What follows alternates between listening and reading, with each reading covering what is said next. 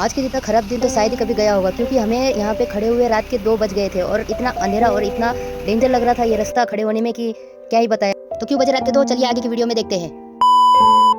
Hello family, welcome to my YouTube channel. आप सभी का स्वागत है मेरे चैनल में। और आप सब कैसे हैं मुझे बताना ज़रूर अपने कमेंट में अपना मैसेज छोड़ के। और मैं तो एकदम बढ़िया हूँ। जैसे कि आपको पता था कि हमारा लास्ट डे था काठमांडू में, तो हम बैग पैक कर रहे थे रात को।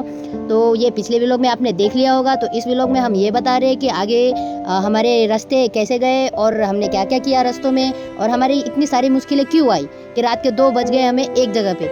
सो ये सब बताएंगे आगे के वीडियो में। चलिए, तो जैसे कि आपको पता है सफ़र शुरू होता है तो कहीं से हमें निकलना पड़ता है ताकि आगे दूसरे सफ़र में चल सके। तो इसलिए हम बैग पैक करके अपना सामान लेके जा रहे थे, लेकिन हमें बहुत बुरा लग रहा था। जैसे कि आपको मेरी आंखों में दिख रहा है, मुझे बहुत बुरा लग रहा था वहाँ से निकलने में। मन तो कर नहीं रहा था, लेकिन कुछ पाने के लिए कुछ खोना पड़ता है, तो इसलिए कहीं जाने के लिए कहीं से निकलना भी पड़ता है। तो इसीलिए हम सामान लेके निकल चुके हैं अपने बस के रास्ते पे। और वैसे मैं घर से निकली थी इतने सारे सामान के साथ। इतना सारा सामान मुझे लेने में दिक्कत तो थी, मुझे टेंशन था कि मैं लेके कैसे जाऊंगी। लेकिन मेरे क्रिकेट में जो मेरी फ्रेंड है उसके बदौलत ये मुझे इजी पड़ा, क्योंकि उन्होंने उनके भाई को भेजा था। उन्होंने बहुत अच्छे से मेरी हेल्प की बस में बैठाने के लिए। तो जैसे कि कहा जाता है कि हिम्मत मर्दा तो मदद खुदा, तो ऐसा ही हुआ था मेरे साथ। और होता भी है कि अगर आप हिम्मत करोगे तो अपने आप सब कुछ ठीक होता जाएगा। आप बस हिम्मत तो करना शुरू करो। और हमारा सफ़र यहीं से शुरू हो गया था। और हमारे बस का टाइमिंग तो था 3 बजे का, लेकिन आया 4 बजे। और हमने 4 बजे अपने बस में बैठ के सफ़र शुरू किया। लेकिन कुछ ही देर हुआ था हमें चलते हुए कि इतनी काली बादल और आसमान पूरे काले काले पड़ गए थे और बारिश आने की संभावना हुई थी। और उसमें आप गर्मा गर्म मक्के भुट्टे ना खाओ, उसमें क्या मज़ा। तो मेरे पास तो थे नहीं कैश, लेकिन वो आप हमारे सामने बाजू में जो आप भैया देख रहे हो जो मेरे सीट के बाजू में बैठे थे, ऑनलाइन पेमेंट था मेरे पास, कैश नहीं थे। तो मेरे पास तो थे नहीं, तो उन्होंने मुझे लेके दिया और बोले कि बड़ा भाई हूँ और बड़े भाई के हिसाब से ले लो। मैंने तो मना किया था, तो उन्होंने कहा कि बड़ा भाई समझ के ही ले लो प्लीज़ बोला। और जिनके साथ मैं बैठी थी, हमारे पीछे जो एक अंकल थे जिन्होंने मुझे मदद की थी बस स्टॉप से गाड़ी में का सामान रखने में, तो उन्होंने भी एक और मक्का ले लिया था। तो उन्होंने भी आधा दिया और जो मेरे बाजू में थे उन्होंने भी आधा दिया। तो आधा आधा मिलके मेरे पास एक हो गया।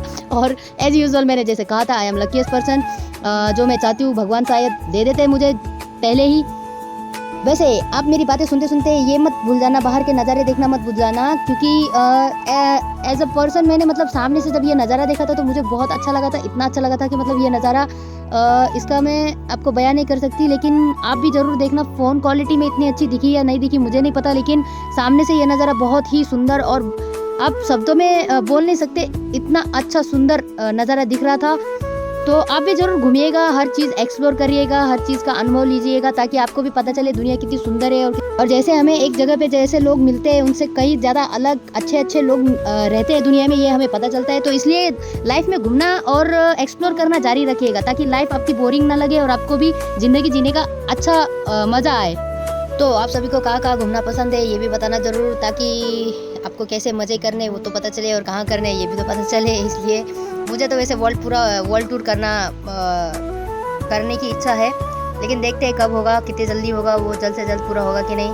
और अपने खुशी का और अपने लोगों का ज़रूर ध्यान रखिएगा इस टूर में भी, एडवेंचरस लाइफ में भी, ताकि आपकी वजह से किसी और को दुख ना हो और किसी और को तकलीफ ना हो, इस बात का ध्यान रखिएगा। ज़िंदगी एक सफ़र है और सफ़र कभी आसान नहीं होता है। ये लगता है हमको कि ये हो नहीं सकता, हम कर नहीं सकते, इम्पॉसिबल लगता है। लेकिन अगर आप कोशिश करोगे और आपकी करने की चाह जितनी होगी, करना चाहोगे तो ज़रूर होगा। क्यों नहीं होगा भाई। इस दुनिया में कोई सब कुछ लेके थोड़ी पैदा हुआ है, कुछ ना कुछ करके मिला है ना सबको। तो आप भी ट्राई करो, आप ट्राई करोगे तो क्यों नहीं मिलेगा। और आपसे ही नहीं होगा ऐसा कुछ है तो नहीं ना। तो इसलिए ट्राई और प्रयास हमेशा करते रहा करो, कभी हार मत मानो। किसी के बोलने से या किसी के कुछ करने से वो डिफाइन नहीं होगा, वो आप ही डिफाइन करोगे कि आप क्या कर सकते हो और क्या नहीं, और कितना कर सकते हो। हाँ, बहुत मुश्किल दिखेगा आपको, बहुत मुश्किल लगेगा, लेकिन होगा नहीं वो मुश्किल। अब चलो थोड़ा वीडियो फास्ट कर लेते, ताकि ये ज़्यादा ही कुछ मैंने ज्ञान दे दिया इस वीडियो में, तो थोड़ा सा सीन आगे हम फास्ट में लेते हैं, ठीक है। और आगे क्या किया वो बताएंगे। वैसे मुझे तो व्यू बहुत अच्छे लग रहे थे देखने में, लेकिन मैंने आपके लिए भी व्यू कैप्चर करने की कोशिश की, लेकिन बस इतना वाइबल हो रहा था कि करते आया नहीं। तो जितना हुआ उतना मैंने कैप्चर कर सकी। और जो कि फ़ोन में हम वीडियो ले रहे थे तो क्वालिटी और वाइबल दोनों ही हो रहा है, तो देख लो क्वालिटी ख़राब भी है। देखेंगे आगे कुछ हुआ तो प्रोग्रेस तब अच्छा वाला लेंगे, अभी इसमें ही काम चला लो प्लीज़। तो हमें निकले हुए जस्ट 2 से 3 घंटे ही हुए थे कि अब उसके आगे हमने जैसे कि बताया कि आगे वाले वीडियो में कि हमें रात के 2 क्यों बजे, कहाँ बजे और कैसे बजे, तो अब हम बताएंगे इसके पूरे डिस्क्रिप्शन में आगे। तो ये वही वक्त है जहाँ पे हमें रात के 2 बनने वाले थे और ये पूरा पहाड़ है भाई, ये पूरा पहाड़ है और जस्ट 10 मिनट में इतने से अंधेरे से इतना हो गया था क्योंकि 7 साढ़े 7 बज रहे थे। उसके बाद डायरेक्ट इतना अंधेरा हो गया था कि कुछ दिख नहीं रहा था और ये पूरा पहाड़ जंगल वाला इलाका था। डर तो लग रहा था हाईवे जैसा, लेकिन अब क्या ही कर सकते हैं। रात के हम जस्ट हमारी बस 8 बजे खराब हुई थी, 7:30 8 बजे खराब हुई थी, तब से लेकर रात के 2 बजे तक हम ऐसे ही बैठे रहे वहाँ पे क्योंकि वो पूरा जंगल था और पहाड़ी इलाका था। तो मैकेनिक अंकल मिल नहीं रहे थे, तो हमारे बस वाले भैया ने जाके उन्होंने कम से कम है ना 8 बजे से गए थे लेने के लिए और रात के 11 बजे लेके आए थे। तब तक हम नींद ले रहे थे, नींद मार रहे थे और आके फिर बाद में उन्होंने लेके आके मैकेनिक अंकल ने सिर्फ आधे या 1 घंटे में बना लिया था। वैसे सिर्फ लाने में उनको टाइम लगा और जैसे गाड़ी शुरू होते ही हमने वापस सोने की कोशिश की लेकिन नींद आ ही नहीं रही थी। तो इसलिए हम बाजू वाले भैया और मैं गप्पा मार ही रहे थे कि उतने में बस वाले भैया ने, जो कि सबने रात को खाना खाया नहीं है, रात के 2 बज गए थे, तो खाना खाने के लिए रुकाया और रात के 2 बजे सबने खाना खाया और मैंने तो नहीं खाया क्योंकि मैं रात को खाना नहीं खाती इतना लेट, तो इसलिए मैंने नहीं खाया और बस में हम बैठ के सो गए थे थोड़ी देर भैया से बात करते करते। फिर हमने सुबह हो गई थी, इतनी ठंडी हवा लग रही थी जिसकी वजह से मेरी नींद खुल गई और मैं उड़ गई और फिर से गाड़ी बंद पड़ गई और गाड़ी को बनाने के लिए रुकना पड़ा और फिर हमें बोला गया कि आप चाय नाश्ता कर लो तब तक, और हम तब तक गाड़ी बना लेते हैं। और फिर से गाड़ी बनाने में आधा 1 घंटा लग गया और हम लोग चाय नाश्ता करके आगे की तरफ सफ़र शुरू कर दिए। और मैंने तो चाय नाश्ता पिया नहीं, खाया नहीं क्योंकि मैं चाय नहीं पीती।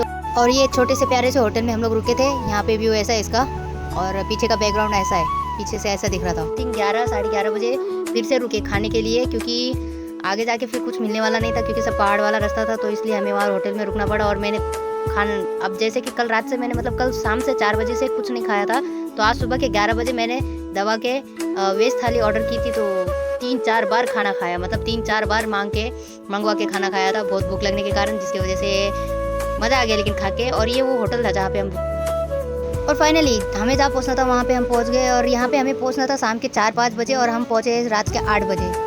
फाइनली वेट करते हुए होम टाउन, लेकिन अभी रिक्शे का वेट कर रहे हैं, घर पे जाना बाकी है। 90% सफ़र कट चुका है, अब 10% सफ़र बाकी है।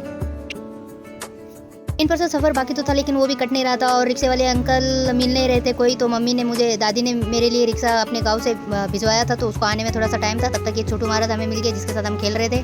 वेट करते करते न्यू फ्रेंड मिल गए हमें छोटू से। इससे 2 सेकंड बात क्या करी है, कितने क्यूटली बैठ गए मेरे पास। देख रहे हो इसकी मासूमियत। ओए छुटके सेकंड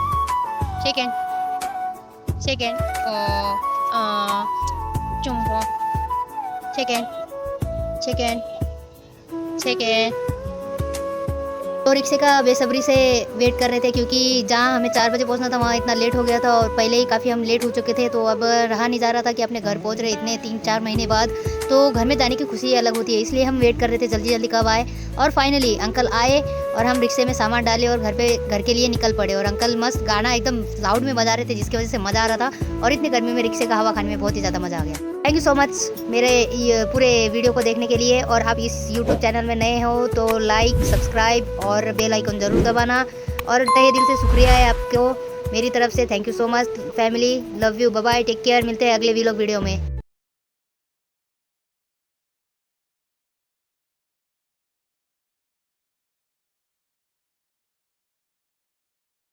10% ही सफ़र बाकी था लेकिन 10% के सफ़र के लिए भी हमें आधा 1 घंटा रुकना था, तो हम वो वेट कर रहे थे रिक्शे वाले का। और उतने में हमें ये छोटू से महाराज जो उस गली में खेल रहे थे और हमें मिल गए।